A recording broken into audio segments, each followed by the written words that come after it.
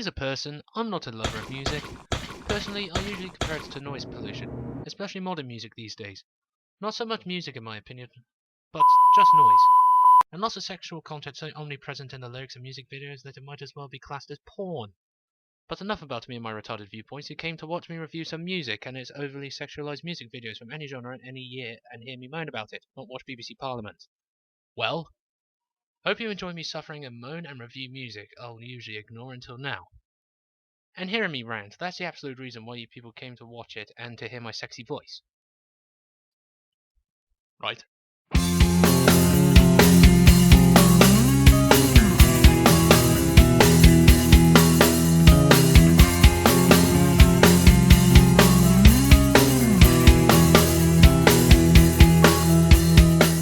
When I first heard the title of this song, I mistook it for someone you might catch if you didn't take precautions. I'm sorry, sir, but you have a severe case of Festuscate. The music video is one of the main reasons I don't like modern music at all, for it is just a distortion of noises, keyboards, and a person making a popping sound with his or her mouth. Now I see where the distortion naming comes from. Tee. This also applies to the singer of the music, he too conveniently named Distortion, for I just can't understand what he's saying half the time. Sort of like me after a pint of lager. If anything though, he seems to be trying to be some sort of poet, except when he says said word, he has to come up with something reminiscent to the word within modern culture. Personal favourite being the word chicken, to which he ends with, Nando, thanks for predicting the future, mate. They could end up anywhere without your predictions like KFC, a collection farm, or a fox. The music video itself is quite head-scratching most of the time. The main style of music reflects electrocution and dads at a wedding. It involves Muppet rip-offs, chickens, horses, and a milkman pouring milk on his face. Not sure if that is an innuendo something. And of course, female sexualization. Women clad in bikinis looking into the camera with interest, through to you watching a thing lonely and locked up in your room. Oh, wait, that's me. Overall, the music is okay, I suppose. 5 out of 10 David Camerons. Not in Parliament though, for that'll be enough to anger most left-wing voters. Not bad, but not good. Good to listen to once, then not to remember again. Besides, they can't be worse.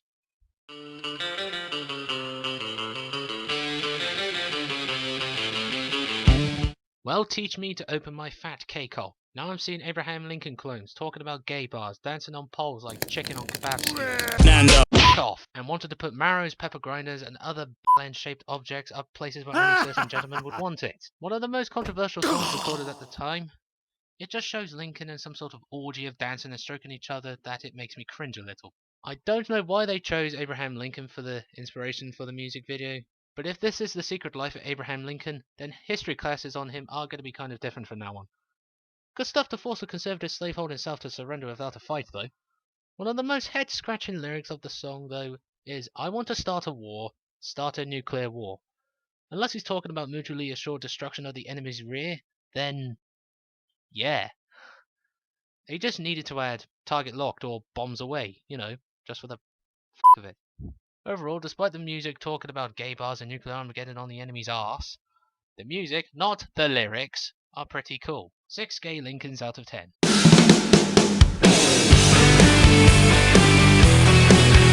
Now let's talk about My Wiener. No, not My Wiener, but the song from Bowling for Soup, so pull those trousers and zippers back up. Firstly, I've listened to other songs from Bowling for Soup, and they are rad. Dude. But I've never heard of a song where they talk about their wiener in a female term. Probably to turn himself on a bit and make it more hot. The lyrics though make me chuckle before I realise what is all meant with a big oh god or oh no! Not yes, keep your knickers on. She's a sucker for a happy ending. Oh, her skin is so soft I can't keep my hands off. Now I see where this is going. Some alone time to tame the snake. And she'll make your heart beat faster with a wink of an eye. Now that's disgusting.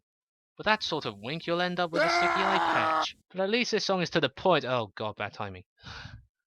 It's meant to be a comedy song, unlike most songs, as they're about drinking, clubbing, and talking about sexual orifices in complicated terms and metaphors. It's about a dude with a love for his wiener. That he refers in a feminine term. So, romance. That is it. Overall, this song is funny and quite catchy. Damn it, wrong timing again. I would rate it 7 wieners out of 10. Not just any wiener, but my wiener. With tomato sauce and mustard. And no, it's not an innuendo, and no, you cannot eat it.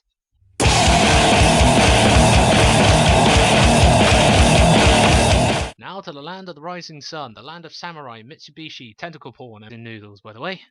Anyways, here's Maximize the Hormones, or as I like to call it, Maximize Headaches and Confusion. Even if I don't understand a bloody word they are saying, thank goodness for the subtitles. And from what I've read, bloody hell is this song dark. Something about anarchy, human misery, love being considered an alien emotion, and other dark shit. Yet despite the seriousness of this song, it is overlapped with silliness. Did I mention this is Japanese? Where to begin?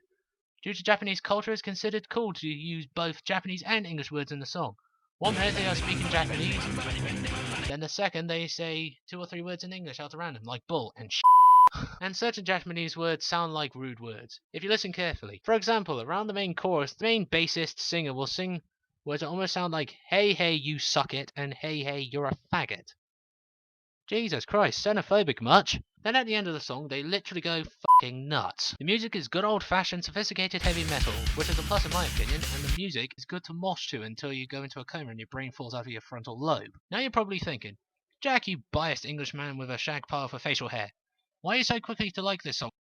Well, dude, let me answer. Firstly, I'm a miserable, emotionless, and heartless Englishman, so this song suits me just fine. And secondly, music is music with traditional instruments, not from computer programs and people making funny noises while being electrocuted and not talking about drinking, clubbing, and a mixture of biological and chemistry, but messages and motivation and activism, as this song implies. 7 Mitsubishis out of 10. Now, please no more tentacle porn!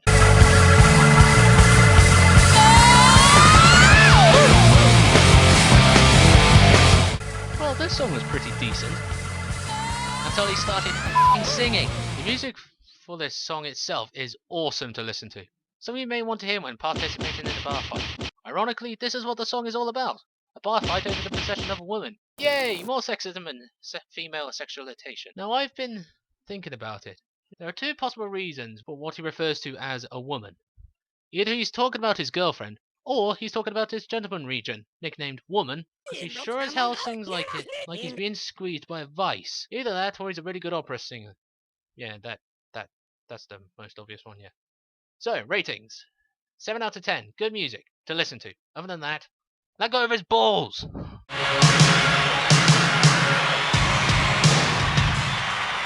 Now, a brief history about me and big hearing impaired cat in Africa. When I was young, dumb, and pooped my nappy so much that I might well refer to a river called the Shat Al Arab, I thought this song was about making cake. I'm serious, hear me out. The lyrics sounded like a recipe and about a man and a woman's love for cake, which of course didn't help. Peaches and cream? Toppings for the finished product. In the name of love, pour some sugar on me. I love this cake so much, make me another one, god damn it! Come on, fire me up. Put on the oven. Take a bottle, shake it up, break the bubble, break it open. Let's have a nice bottle of bubbly. And the famous line, I'm hot, sticky and sweet from my head to my feet. I thought that was some sort of maple syrup being poured all over the cake. Even the line, pour some sugar on me, I always conjure an image of someone deliberately pouring a bag of sugar over someone. Now 20 years old with a facial hair that resembles a shag pile, I finally understand what the song is really all about. My mind is blown and my younger self is now crying. I can't even listen to this song without an uncomfortable look on my face, like with several other songs like Tube Snake Boogie and Pearl Necklace. But still, it's 80s rock, man! So much so that I want to grow hair down to my shoulders, curl it, take drugs, and age so badly that if I were to be thrown into a power plant, I'd be called fossil fuel. Damn it, I would look awesome. Except with the drugs and fossil fueling, aging, and I couldn't win any dates anyway, for I'm a hermit with no social life. Damn. 8 out of 10. So lonely. I think I need a hug. My anaconda don't want none unless you got buns. Now for another brief history with me and another song. This one's slightly more recent. When I first heard this song, I thought Nicki Minaj was singing about the big snake in the jungles of the Amazon rainforest. But oh big bloody hell no! It's about the infamous one-eyed snake in the warm tropical jungles of Briefs. I have truly committed a sin in the church of Jack Harrison Tuck. I shall never ever listen to Nicki Minaj. In truth, I committed 2 sins. The other sin being making a Welsh-related joke in the vicinity of Welsh people. The joke being, Wales, the land of leeks. To which, I reply, so as the plug. Tee-hee. Put it politely, it's full of arse. Literally. Arse. Everywhere. So much arse. Nicki's butt may as well have its own gravitational pull.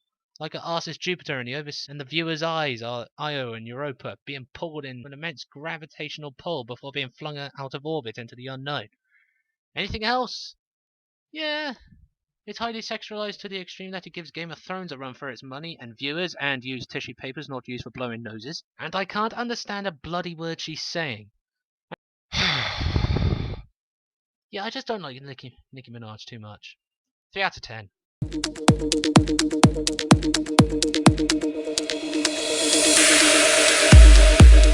If I knew an Otto with a million voices, the two things I'd get for his birthday is a restraining jacket and rubber wallpaper. If that's too harsh, then some hearing protectors. Well, luckily this song isn't about insanity, but about plain, simple, modern music. When I listened to the song for the first time, the lyrics remind me of laughter for some reason, with noises and keyboards in the background. Your average Saturday night, actually. Truthfully, I don't know what to think about this one. It's the sort of thing you'd hear in clubs. And truthfully, it is not a song, but just a groove to dance off to. If I could dance. Not like someone's dad at a wedding. With electrocution. It's alright-ish. This song is one of the reasons I don't like modern music much. It's just a mixture of noises thrown together with people repeating the same lines over and over again. Then again, that's what music is anyway. I'd say 5 out of 10. Not something I'd listen to again though.